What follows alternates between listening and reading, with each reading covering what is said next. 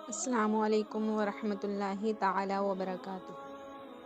میرے آقا اعلیٰ حضرت امام اہل سنت مولانا شیخ امام احمد خاں فاضل بریلوی رحمۃ اللہ تعالی علیہ فرماتے ہیں کہ علم دین سیکھنا اس قدر کہ مذہب حق سے آگاہ ہو جائے، وضو، غسل، نماز، روزے وغیرہ ضروریات کے احکام سے مطلع ہو جائے۔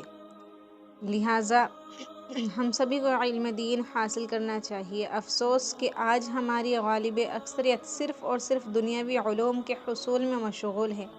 اگر کسی کو کچھ مذہبی ذوق ملا بھی تو اکثر اس کا دھیان مستحب علوم ہی کی طرف گیا۔ فرض علوم کی جانب مسلمانوں کی توجہ نہ ہونے کے برابر ہے، اور حالات یہ ہیں کہ نمازیوں کی بھی بھاری تعداد نماز کے ضروری مسائل سے ناآشنا ہے۔ اللہ اکبر۔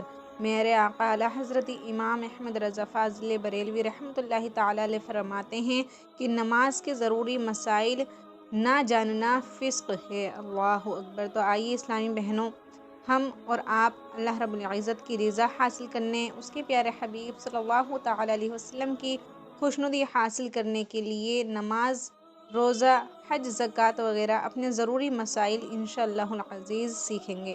تو آئیے بنے رہیے ہمارے ساتھ۔ انشاءاللہ ہم شروع کریں گے سب سے پہلے اسلامی بہنوں کی نماز سے، نماز درست کرنے کا طریقہ۔ تو آئیے سب سے پہلے ہم وضو کا طریقہ سیکھتے ہیں، جو کہ حنفی مسلک پر ہے۔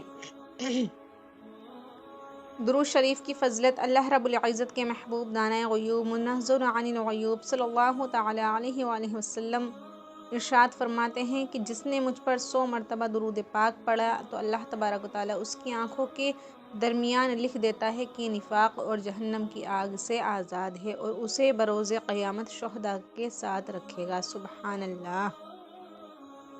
تو آئیے درود پاک کی فضیلت بھی سن لی اور درود پاک پر عمل کرتے ہوئے انشاءاللہ شروع کرتے ہیں۔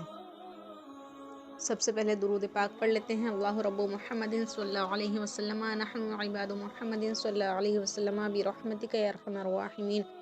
تو آئیے وضو کا طریقہ سیکھتے ہیں۔ اسلامی بہنوں کے وضو کا طریقہ حنفی مسلک پر۔ سب سے پہلے کعبۃ اللہ شریف کی طرف منہ کر کے اونچی جگہ بیٹھنا مستحب ہے۔ وضو کے لیے نیت کرنا سنت ہے۔ نیت، پیاری اسلامی بہنوں، دل کے ارادے کو کہتے ہیں۔ دل میں نیت ہوتے ہوئے زبان سے بھی کہہ لینا افضل ہے۔ لہٰذا زبان سے اس طرح نیت کیجیے کہ میں حکم الہی عز و جل بجلانے اور پاکی حاصل کرنے کے لیے وضو کر رہی ہوں۔ بسم اللہ کہہ کر وضو شروع کیجیے کہ یہ بھی سنت ہے، بلکہ بسم اللہ والحمد للہ کہہ لیجیے کہ جب تک باوضو رہیں گی تو فرشتے اس کے لیے نیکیاں لکھتے رہیں گے۔ سبحان اللہ۔ اب دونوں ہاتھ 3 بار پہنچوں تک دھوئیے۔ دونوں ہاتھ کی انگلیوں کا خلال بھی کیجیے۔ کم از کم 3 بار دائیں بائیں اونچے نیچے کے دانتوں میں مسواک کیجیے اور ہر بار مسواک کو دھو لیجیے۔ حجت الاسلام حضرت سیدنا امام محمد بن محمد غزالی رحمۃ اللہ تعالی علیہ فرماتے ہیں کہ مسواک کرتے وقت نماز میں قرآن مجید کی تلاوت یعنی کہ قرأت اور ذکر اللہ عز و جل کے لیے منہ پاک کرنے کی نیت کرنی چاہیے۔ اب سیدھے ہاتھ کے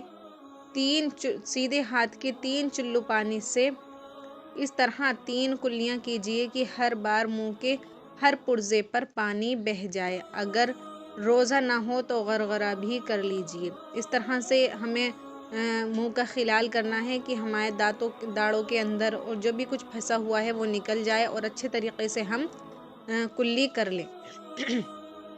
روزہ نہ ہو تو غرغرہ بھی کیجیے، اور اگر روزہ ہو تو اس سے احتیاط کیجیے کہ اگر ہم روزے دار ہیں اور غرغرہ کیا تو حلق کی تری جو ہوتی حلق کو ہمارے تری حاصل ہو جائے گی، اس لیے ہم غرغرے سے بچیں گے روزہ رکھنے کی صورت میں۔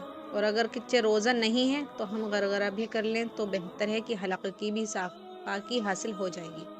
پھر سیدھے ہی ہاتھ کے 3 چلو سے 3 بار ناک میں نرم گوشت تک پانی چڑھائیے، اور اگر روزہ نہ ہو تو ناک کی جڑ تک پانی پہنچائیے۔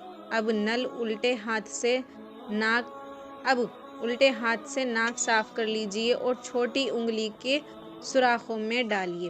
3 بار سارا چہرہ اس طرح دھوئیے کہ جہاں سے عادتاً سر کے بال اگنا شروع ہوتے ہیں وہاں سے لے کر تھوڑی کے نیچے تک، اور ایک کان کی لو سے دوسرے کان کی لو تک، اسی طرح پورے چہرے کو 3 بار دھو لیجیے۔ پھر پہلے سیدھا ہاتھ انگلیوں کے سرے سے دھونا شروع کر کے کوہنیوں سمیت 3 بار دھوئیے۔ اسی طرح پھر الٹا ہاتھ بھی دھو لیجیے۔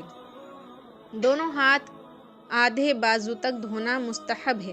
اگر چوڑی، کنگن یا کوئی سی بھی زیورات پہنے ہوئے ہوں تو ان کو ہلا لیجیے تاکہ پانی ان کے نیچے کے جلد پر پہنچ جائے، اور اگر نہیں ہلائیں گے تو وضو ٹھیک سے نہیں ہوگا، اور کیونکہ ہمارا پانی ہمارے ہاتھ کے جو رواں ہوتا ہے اس تک نہیں پہنچ پائے گا۔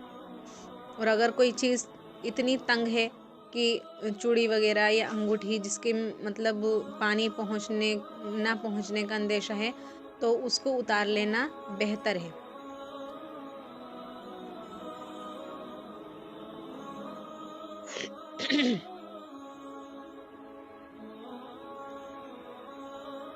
اب چلو بھر کر کوہنی تک پانی بہانے کی حاجت نہیں، یعنی کہ اس طرح سے پانی بہائیے کہ شروع سے لے کر کے آخر تک پورے اچھے طریقے سے ناخن سے لے کر کے کوہنیوں تک اس طرح سے پانی بہائیے کہ 3 بار میں ہو جائے گا، تو اب بار بار پانی بہانے کی کوئی ضرورت نہیں ہے۔